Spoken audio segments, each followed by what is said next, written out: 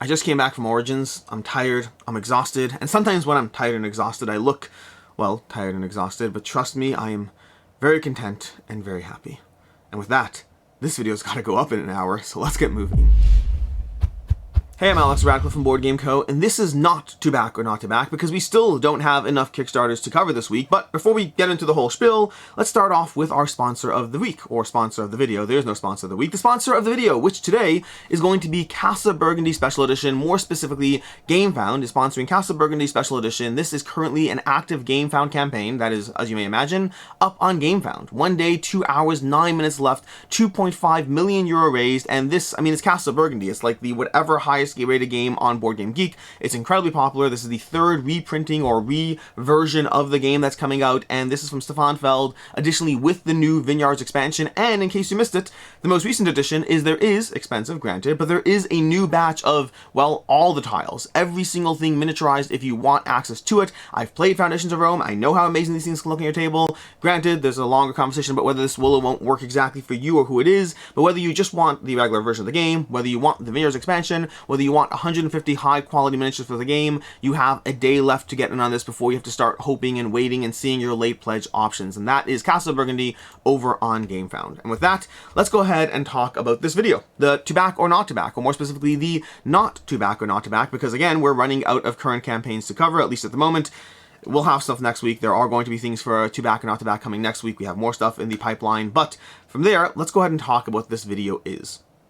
Haven't figured out the exact title yet, but this video is something along the lines of, if I could only ever have backed 10 games, if I could only ever have backed 10 of the games that I ever backed. For context, I backed 248 total projects as of right now. That is Kickstarter specifically. That does not count GameFound. GameFound won't actually be in this video. You'll see why shortly. Well, past the sponsored spot we just had a second ago.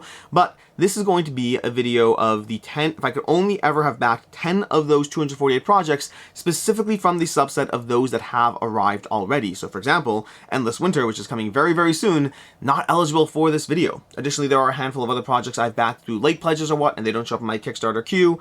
I didn't try hunting those down. If I missed those, I missed those. There are a few of those out there. Those are not going to be eligible for this conversation. These are me looking through 248 projects, and it specifically is with the mindset of, if I could not have it or have it, which 10 would I get? Meaning I'm not looking at resale value. I'm not saying whether, you know, this would have sold for that or I could have gotten this at retail. I'm looking at it as binary. If I could only pick 10 of these games from the 250 that I backed and I wouldn't be able to own anything else, which 10 would have made the cut? That's the conversation. And with that, let's go ahead and start it off with a list of 11 games, because of course that's what we're going to do here. Now there are a whole bunch that should have or could have made it, or all those different conversations on the table, and I had to cut a lot of things out as far as trying to figure out the exact titles. There are some amazing games. Brass Birmingham, a game I backed on Kickstarter, did not make the cut, because I only play it like 3 times a year, and so I don't know if I care enough to hold on to that one for a game I only play 3 times a year, although I do love it. And there's other games that kind of hit that conversation, and so I didn't pick it. I'm not going to tell you all the other games I didn't pick, but I will start off with 2 games that are sharing the number 10 spot, hence the 11 game list, which is Super Fantasy Brawl and Kingdom Rush Rift in Time. Both these games give me fairly similar feelings as far as why I love them, why I want them, and why they're number 10 together. They're together only because I couldn't actually decide which one I'd pick if I could only pick one. I had to go back and forth, and I was like, this is Board Game Co. We can go ahead and include 11 videos, 11 games on this list either way, so it doesn't really matter. Super Fantasy Brawl and Kingdom Rush Rift in Time are both lighter games that are immensely enjoyable. Lighter, but not light. A little lighter in terms of they're very chaos-driven. Super Fantasy Brawl is going to be a skirmish game in which you're playing cards in an arena, and you're going to be taking down opponents while trying to accomplish objectives. A lot of fun. A game I really enjoy. A game I backed the second Kickstarter and have all that content for it. And it's a game that, like Brass, I only play it a few times a year, and so it's a little bit lower down for me. I do enjoy it when I play it though, and unlike Brass, it doesn't have games to me that feel quite as similar, that give me the exact gameplay feeling. Brass is another heavy euro. I have a lot of heavy euros. If I didn't have Brass, I'd be fine. Mostly fine, but fine is enough. Versus Super Fantasy Brawl, I don't want to let this one go. If I could only have backed 10 games, this would be tied for that 10 spot along with Kingdom Rush, and for similar reasons, because Kingdom Rush, on the other hand, is a little different, but Kingdom Rush from Lucky Duck Games, again, another game that I backed the other one, the follow-up, and for context, I did not cheat by any of these things being like, well, I got the, the second Kickstarter, I got the GameFound. I'm looking at these as if I couldn't have those entities at all if I didn't, well, back it. But Kingdom Rush is a great game. phenomenal experience, a game I really enjoy that has a similar problem to Super Fantasy Brawl. It's a little bit on the lighter side, it's a little bit like powers and abilities with a lot of strategy, with a lot of how do I actually win here. Kingdom Rush is a bit more cooperative, I think, and play solo. I think if I had to pick one, now that I'm thinking about it, I think just from the stance of playability, I'd probably pick Kingdom Rush over Super Fantasy Brawl, but it is still close, and I'm still going to include both of those, because otherwise it would involve doing a complete reshoot of everything I just did, which I'm not going to do, so both of them are still sharing that 10 spot. But Kingdom Rush is a polyomino tower defense game. A game of placing down your towers to take down the polyomino hordes, placing little L's and curves and Tetris shapes on top of the enemies that you're fighting to try to stomp them down and take them out. It's a game where you have to stay on top of the game the entire time, to stay on your toes the entire time to not actually lose. They had Kingdom Rush Elemental Uprising, the follow-up Game Pound campaign. I'm very excited for this because for me, Kingdom Rush is a game that I keep saying that I'll play it more once I actually have the big box storage solution and once it's easier to table. I really enjoy this game. I'm eager to dive back into it, and when I play it, I have so much fun and I'm reminded exactly of why I like the game. Both Super Fantasy Brawl and Kingdom Rush are both games that they're not necessarily the best of the best, but they're games that give me solidly enjoyable experiences, feel different enough from other games in what they're doing, or more specifically how they're doing it. Kingdom Rush is just inherently different, and Super Fantasy Brawl, there's lots of skirmish games out there, but the speed, the pacing, the combination of luck and strategy, it all works really well in Super Fantasy Brawl. It is one of my favorite skirmish games in terms of what it's offering, the playtime it's offering, the accessibility, and of course the miniatures as well. The miniatures definitely do add to the experience. But that's Super Fantasy Brawl and Kingdom Rush, sharing my number 10 spot as far as the games of if I could only back 10. Speaking of which, by the way, if you have any questions about what about this game and what about that game, I'll try to answer them in the comments down below. If you're like, but I thought you loved, I don't know, Foundations of Rome. I'll be like, yes, I did, but Foundations of Rome was a late pledge because I didn't actually back it originally. I only backed it after playing it and doing a full why I didn't back it video that involved me actually backing it. So if you have any questions, I'll let you know if they would have been eligible or would have knocked something out. If I'll try to reply to all the comments. I've been very behind on comments the past several weeks because everything. But I'll try. Anyways, moving on to number 9 is The Great Wall. Now, The Great Wall is immensely enjoyable. The Great Wall is a game that I did not think I would keep it. I'm on record, on camera, multiple times saying I backed this game because it's an Awakened Realms production. I'll try it, I'll see if it's for me, and my kids will like playing with the miniatures, and if it's not for me, I'll sell it because it will hold its value, and it absolutely, all that stuff is true. The part that isn't true is that I said that it's Awakened Realms diving into more of a Euro experience, a worker placement game, worker placement that was attached at times to the word semi-co-op. A word that is inappropriate for this game because this is not a semi-co-op game. It absolutely is not. It has, in my opinion, it has none of the qualities that I would identify as why semi-co-op is a problem, but thematically it's semi-co-op, and that was enough for me to think worker placement, semi-co-op from Awakened Realms that does big box productions. I'll try it, but I don't think this is a game for me. I love The Great Wall. The Great Wall is absolutely fantastic. It can be a little fiddly at times to get it up and running, to teach new people, to get through all the rules, and I do think it is significantly better with the Black Powder expansion to make the enemy threats have more gravitas, more, well, threat to the actual table itself, to feel like the walls can come crumbling down. But the choices you make in this game, the choices you make as you choose which cards to play, as you choose where to place your workers, as you try to balance and negotiate and cooperate but not cooperate with the other players at the table to ensure that the spots you place your workers at can work, can actually operate, that you can then create the units you need, send them out to defeat the hordes, gather the resources you need, all while trying to be mindful of how you are scoring points, all while trying to have your general, your advisors, the subsequent advisors you will continue to buy, to power up your general, to combine abilities, to get so much done. Those advisors and generals are easily my favorite part of the Great Wall. That is absolutely clear. I love the powers and abilities and the way everything feels broken in the game. And there's a ton of endgame points too, which is not insignificant. I like having endgame points. I like the fact that the Great Wall is a game that you can be playing it the entire time thinking that someone's winning, but someone else can sit there and say, well, actually, I've been prioritizing the endgame and you have not. And I just got a 40-point boost because of that. And that can result in the game the game this completely shifting who's winning. I like the fact that nothing is locked in until it's over. The Great Wall is fantastic. It is absolutely a sleeper hit. It is a game that I expected to sell, a game I expected to get rid of, and it has become, well, I mean, number 9 on this list. Number 8 on this list is not really a surprise if you follow my content, and it's Marvel United, although it might be a surprise if you haven't followed my content, because Marvel United, by all accounts, is a lighter experience. But it's a good experience. It's an experience that I constantly play. It's an experience I frequently pull out. It's an experience that is accessible, and because of that, despite the fact that it absolutely is from a pure gameplay, from a pure mechanics point of view, this is easily the worst game on this list. Easily. But I don't rate games purely based on mechanics. I rate games based on how I feel about them as a conglomerate of everything. You know, the production value, my interest in playing it, how it plays with, how it plays, how frequently I'll table it, all these other things, everything from accessibility to game time to miniatures to the look to the rules, they all factor into an opinion on a game. And my opinion on Marvel United is that it's a game that I play. It's a game that I pull out. It has a simple cooperative appeal, that I've seen very few games fully be able to emulate, to do exactly the same way. The idea that it's not just that we're talking, it's not just that we're cooperating, is that I am literally playing a card that will absolutely affect your turn. It's not like I'm handling this so that you can handle that and we've worked together. I'm handling this, which will give you the actual physical icons on the table that will let you handle that. This is a game which you're imagining the heroes. I'm jumping across the board and smashing somebody, and then you're comboing with my uppercut to go ahead and attack your opponent while then rescuing the civilians on the side. You are literally using the same things I've done. You are working together, tag team, heroes taking down villains as you run across the board, taking down the enemies, taking down the henchmen, dealing with the threat, rescuing civilians.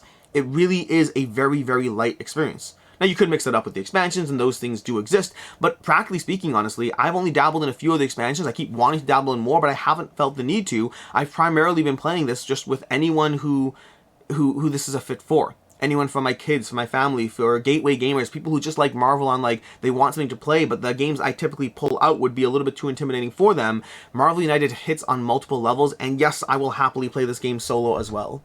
I won't give it my, like, dedicated game night. There is a limit to how far I take my love for Marvel United. It's not getting, like, you know, if I have 4 heavy players at the table, we're going to be sitting, they're playing something like Food Chain Magnet, like Blood Rage, like Terraforming Mars. Well, I prefer Terraforming Mars with 3. So it doesn't take that spot. But every other spot it does take, and that's why Marvel United is number 8. It's morning time. This video is going up in an hour, so coffee time. My number 7 is Machina Arcana. Machina Arcana, one that I almost scrolled past while going through this, and then I saw it and I was like, wait a second, Machina Arcana is absolutely a game that I have to include in this list. Which is also a good time to mention, by the way, that any games that are technically Kickstarter games, but that I actually bought or traded for in some way separately, don't count for this list either, because they weren't in those 248 titles that I backed. So really, this is a top 10 list of 248 secret games that you don't even know exactly which ones they are, so it has limited value, but hopefully it's entertaining all the same. Machina Arcana. Machina Arcana is a game that I hope to be tabling again shortly. I did table it recently when I was going through it. Let's go back a bit. I tabled Machina Arcana 2nd edition when it was out, before they were running the Kickstarter for the 2nd/3rd edition of the game. And then from there, I got it back and started diving in. Well, I got the new edition. I dove into it briefly once to get, like, refamiliarized with it, but I hope to be diving into it properly at some point, hopefully with Quackalope, with Jesse and Shira. I know they want to play it. I know how to play it, and I've been waiting to sit down and table it with them. Although I'm getting impatient and I may table it myself because I want to dive back into this experience. Machina Arcana is a dungeon crawler game. Now, I know the creator doesn't call it a dungeon crawler. I'm calling it a dungeon crawler while acknowledging that he doesn't. It has you running through a catacombs, taking down beasts and monsters that are rising as you go. You're going to be rolling dice, dealing with the monster track, dealing with the event track, having horrible things slowly spawn, slowly but surely in the dungeon. And it's a game where you can't survive through brute force alone. You're surviving through a combination of brute force, through running away from the creatures, activating traps when you can, shooting exploding barrels when you can, powering up and leveling up and gathering the equipment, the steampunk gear that you need as you power up and augment your own equipment to make it better and more well-suited for what you need to do. It's a delightful experience in which the tension is as equally there as the powers and abilities, in which the balance of what you're trying to do, the timeline of you're trying to achieve it, as you go through these different scenarios, as you unfold map tile to map tile, as you traverse a platform style onto the next map tile, shooting all the monsters on the 3rd over tile off into the darkness, send them into some sort of deep, dark pit. There's a lot of manipulation. It is not all about the brute force and power. It is rarely about the brute force and power. It's about when you choose to run, when you choose to fight, when you choose to upgrade, and how you balance all of that, utilizing the combination of players and teams to distract the monsters, to pull them in different directions, to allow you to get what you need done. Machina Arcana is absolutely fantastic. It's a great game. It's an absolutely great experience. It's one that I love playing, and one that I really should just stop waiting on Jesse, Shira, Quackalope team and just get this one tabled. And that's Machina Arcana. Number 6 is a recent addition to this list because I just played this for the first time, but it absolutely makes the cut. Cloudspire is a game which I literally just played for the first time this past Friday. This past Friday at Origins, my main and only real goal of this entire Origins. I mean, obviously I had the goal of going to Origins, of having fun, of interacting, of networking, all the fun things that typically go on. But my one specific goal, the one thing I was like, I have to get this done, was to sit down with Trip Theory Games and play a game of Cloudspire. I've read the rules before, but I've always found it's just a bit more, that extra step of actually getting a game running and going, I haven't been able to do, and so I was like, I gotta get it going. I've read the rules, I know the sequence, there's a marketplace, there's chips, you're slowly marching towards each other's towers, you have your spires, you have your shooting phases, all these things. I know the basics, but I hadn't played it, and there's a difference between knowing a game and playing a game, especially when it's a chip theory game that tend to have high barriers to entry as far as the difference between what you have to do versus how frequently you have to check the rulebook to ensure that you are following the correct steps and doing everything right. And so I sat down with chip theory games, I sat down and I played Cloudspire. And it was so much fun. It was so ridiculously fun. It absolutely, like, here's what I am with Cloudspire. This is not a first impressions video. If you want a first impressions video, there may be one at some point over on Professor Meg's channel. Basically, Professor Meg, Shira, and Jesse, well, not Jesse, Shira from Crackle, Professor Meg, and myself sat down to play the game. So there may be a first impressions video. I don't know exactly. If there's not, I'll figure one out at some point. At some point, there'll definitely be a review because I will be diving into this game. Cloudspire was amazing. Like, if I had to guess right now, I think it'll still rank below Too Many Bones for myself. I think I have Too Many Bones. I think I then have Cloudspire. I think I have Burn Cycle under there. And Burn Cycle, to me, is also amazing. Hoplomachus will talk again about when Victorum arrives, because I'll wait for that. But Hoplomachus is great too. But Hoplomachus is probably my least favorite of the three based on the originals, although not based on Victorum. Cloudspire was good.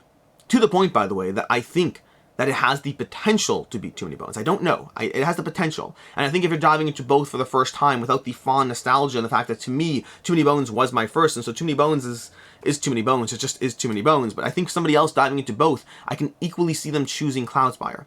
It has powers and abilities. It has all that left, right, and center. It has nice giant play rates of all the stuff you need. It has competitive, cooperative, and solo modes to give you the game experience you want. We played it competitively. I think that solo and cooperatively will be my preference. I absolutely think it will. It's a longer conversation. You can check the first impressions video for that. But I really like Cloudspire.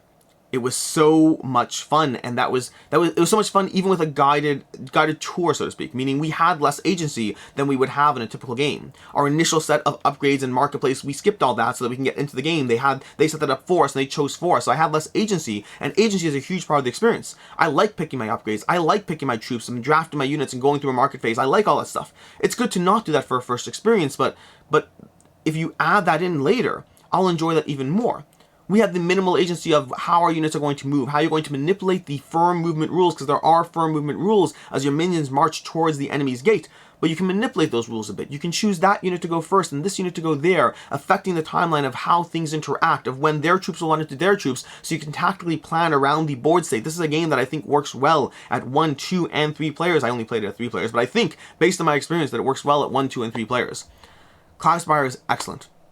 For context, by the way, if you're wondering why Too Many Bones won't be on this list, is because Too Many Bones, I got into Too Many Bones before ever backing it on Kickstarter. So Too Many Bones to me was not a Kickstarter game, although I did back subsequent Too Many Bones entries on Kickstarter. But yeah, this is Cloudspire. Cloudspire already jumped to number 6 based on a single half play of the experience. I'm looking forward to diving into this one heavily. This is a good game. This is a really good game. Granted, you know, opinions can change. If I play it like 4 more times, I might be like, you know what, Cloudspire is really the kind of game that you only really play it half the time. I don't think so, but it's possible. We'll have to wait and see. Moving on to number 5, which is Unsettled. Unsettled from Orange Nebula is fantastic. Fantastic. I love this game. And Unsettled was another game that I... Not as negatively as The Great Wall. The Great Wall was a different category entirely. The Great Wall I actively thought I would get rid of, whereas Unsettled I just didn't know enough about to be confident I would keep. Unsettled to me was a game that I was like, hey, I love Vindication, so let's go ahead and back Unsettled and see how this one goes, because I trust Orange Nebula. What's the worst that can happen? I turn around, I sell the game, maybe I take a small loss. I wouldn't have taken a small loss. This thing sells more than it's worth. But I backed it on the confidence of the company, not the confidence of the game. And then I got it. And then I played it. And I adore this game. It's excellent because it feels like Vindication. It feels like Vindication in a cooperative mode. It gives me that same puzzly feeling of, here's a situation, here's a goal, here's things you're trying to do, but now you have to figure out how to combine all of the various abilities. The abilities of the characters. The characters don't have abilities, do they? No, I don't think they do. The abilities of the power-ups you have. The abilities... No, you do have. You do have that one little card that makes the action different. The abilities of the planets. The various locations you're using. There's a ton of different things in the game. The things you're picking up. There's a ton of the buildings you're building. There's a ton of stuff you're trying to augment and combine as you slowly level up. I can't remember the name of it, but you slowly level up your own personal experience pools and gather your own abilities, slowly developing your characters and figuring out how you can use the various resources of the planet in order to cash in on your abilities and ultimately survive in your objective. this is a solid game. This is a game that I really enjoy every single time I play it. I enjoy that puzzle, that process, that survivability that the game gives you. And sure, it does have the potential problem of replayability. While I have already replayed some planets, I can absolutely see that the more you play a planet, the more replayability will go down. Each planet has 3 missions, so to speak, but as you go through them all, if you continue to cycle through them, it might be, 2 or 3 years before you can dive back in with enough lost from your memory that it feels like a new enough experience. Then again, with enough planets and the way I play games, it may well be 2-3 years before I need that anyway. But Orange Nebula, for specifically Unsettled, Unsettled is fantastic, and it feels very different than most games I have in my collection. Not all games, it feels a little similar to Vindication, and thematically it shares a lot of high notes with other games, but forgetting thematically, if you just focus on the pure game as the conglomeration of all its parts, Unsettled is fantastic and is continuing to give me reasons to just dive back in. Again and again and again. I highly recommend this game. It is absolutely amazing. I mean, it's a cooperative game. It's a cooperative game. You have to be okay with cooperative puzzles. You have to be okay with puzzles to begin with. They definitely added more story and theme compared to Vindication, but it's still going to be a game that's nitty-gritty mechanics and details as you try to figure out how to survive, as you try to utilize your dice and the resources and all the elements at play to survive in whatever mission you're trying to accomplish. I love Unsettled. And then from there we have Wild Assent. Wild Assent's the game that I always wonder where I am with this one. Because I love Wild Assent, don't get me wrong. I absolutely adore Wild Assent. I think it's incredible. But it's one of the games that I think is incredible. There's a higher gap between my opinion and the general opinion. It's well-liked, don't get me wrong. It's a well-liked game, but it's like a 7.7 or something like that, or 7 point, actually maybe a little bit. I think it's like 7.5 on Board Game Geek or something like that. It is liked, but I love it. And I haven't played Kingdom Death Monster yet, and I need to, but I've played other games in similar genres, and I love the combinations of powers and abilities that Wild Assent gives you. Similar to Unsettled, but in a very different experience, in Wild Assent, you're faced with a series of missions, a 10-campaign arc that you're going through. There's different ways to play it, especially as you go into the Wild Assent Levon Rising, which we're not talking about right now. But as you go through Wild Assent, it gives you this 10-campaign arc, and then it gives you all these abilities you're slowly earning.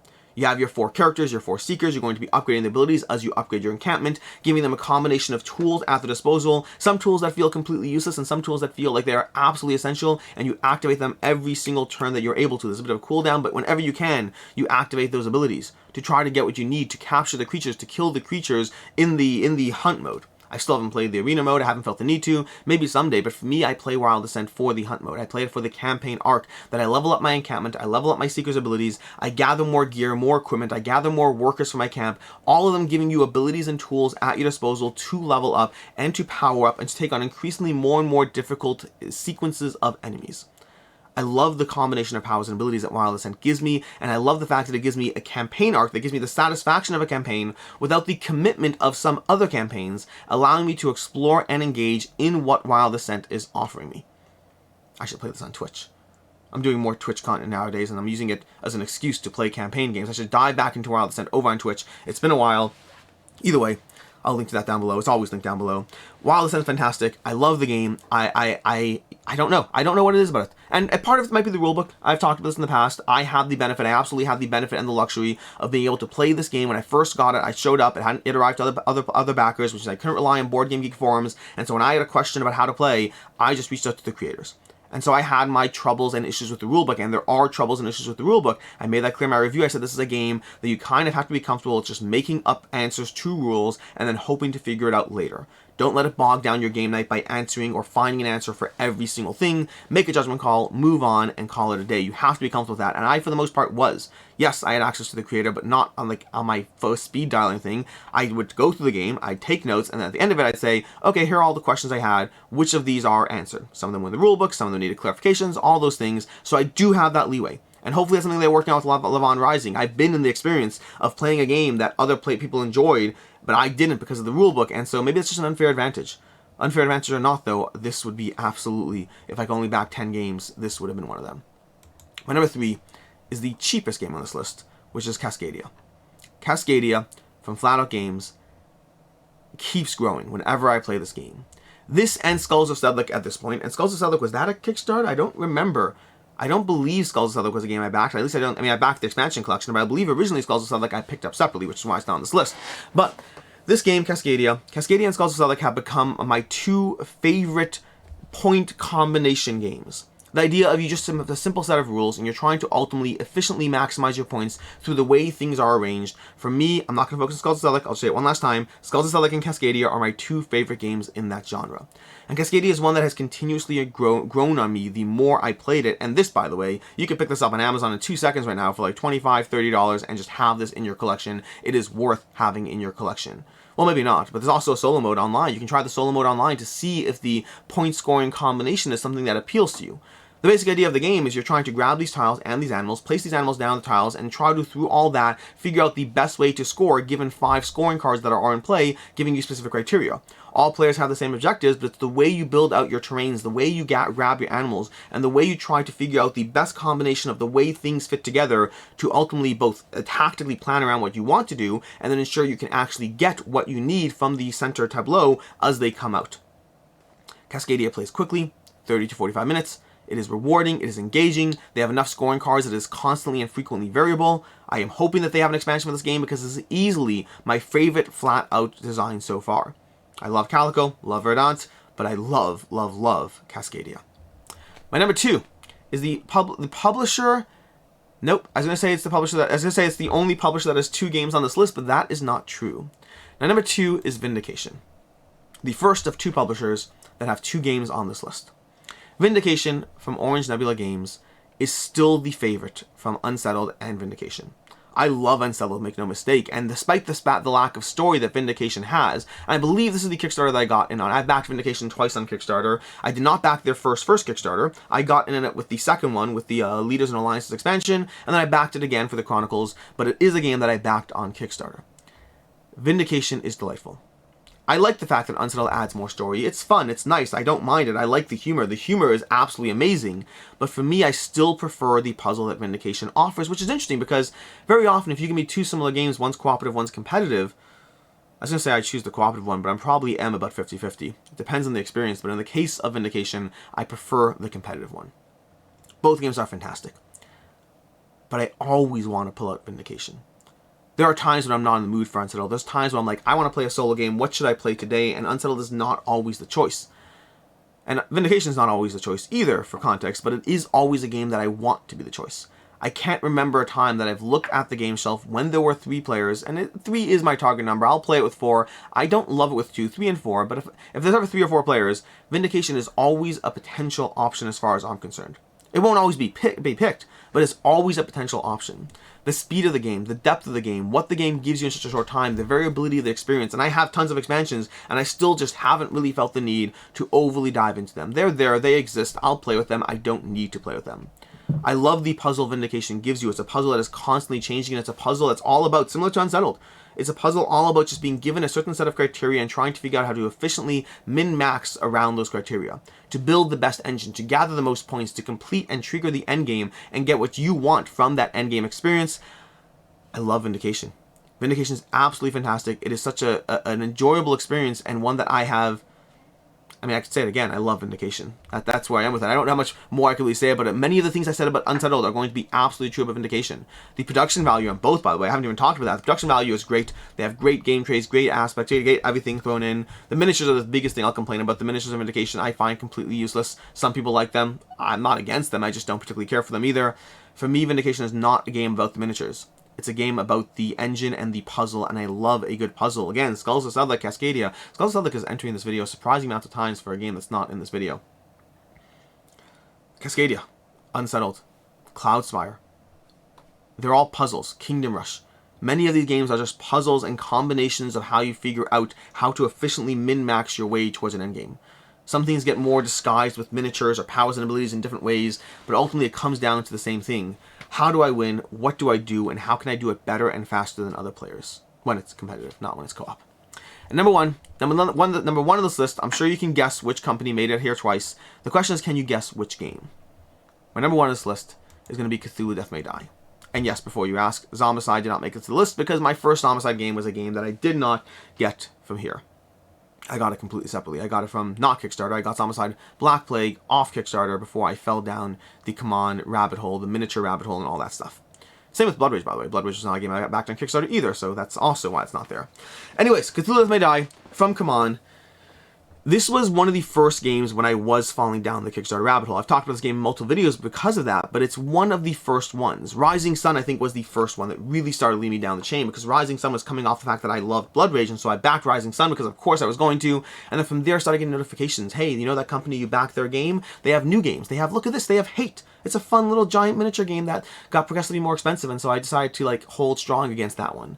And for some reason, against all my better judgment, I backed Cthulhu Death May Die. I say against all my better judgment because I never liked Arkham games at this point. I had played different Arkham games and they had never done it for me. In different ways they gave me something, but they just never actually fully clicked as a game that I'm going to spend $150, $200 on, and yet Cthulhu Death May Die, something about it was compelling. I still don't know what. I still don't know why. I still don't know why I looked past the word Cthulhu and into the game itself and said this is a game I will get, but I did. And for a long time, I wondered if this was one of those things which I would regret. Maybe I just backed it because like, they had cool miniatures and I got sucked into all the stretch goals. This is one of my first real Kickstarters, real engagement, looking at every stretch goal, thinking to myself, please, more people back this so we can unlock the next thing. This was before I understood the Kickstarter environment. And so I know more now, but there's a little bit of charm lost at the same time. But Cthulhu Death May Die is incredible. I love this game. And every time I play it, it goes up on my list. Every time I play it, I'm reminded of why I like it. I'm reminded of pushing myself to the brink of madness to get one more thing done to hopefully take down the Elder One before I go insane. Maybe I can run in guns blazing, sacrificing myself, pulling the monsters away from the team, and exploding in a cloud of glory, taking things down. Cthulhu Death May Die is a game that tells stories. It's a game that gives you powers and abilities. It gives you a hard, challenging fight. Up until the last minute, you never know who will win, you or the Elder One. It is always a tough, tense puzzle. I have played that first scenario like 20 times now, and I don't get bored of it. I am always happy to introduce this game to new players. I'm always happy to get this game played. I love Cthulhu Death May Die. I love Cthulhu Death May Die. I mean, I'm getting boring with the words at this point, but this game is so much fun. I hope CMON comes back to the table with more content for it. I hope they do. I am sadly a little skeptical that it won't be Marvel-based content, but I'll still get it, you know that. I'm not against Marvel, but Cthulhu Death May Die, for some reason, despite my initial reluctance towards the theme, it's one of the few games that I actually do think that the theme fits really well. I'll still get the Marvel one. I'm not saying there is a Marvel one, to be very clear. I don't know anything about this Marvel one. I just know that CMON has been drifting more and more Marvel recently, and if there is a Cthulhu Death May Die in the future, it may have a Marvel twist to it. But if it introduces more people to the mechanics of this, if it introduces more people to the joy that I get out of this experience, I'm fine with it. I just hope there's more. In whatever form I can have it, I'll take it. Because I love it that much. And this has basically been a list. This has been the top 10 games. If I could only back 10 games. And until next time, I'm Alex Radcliffe from Board Game Co. And I hope you have a good one.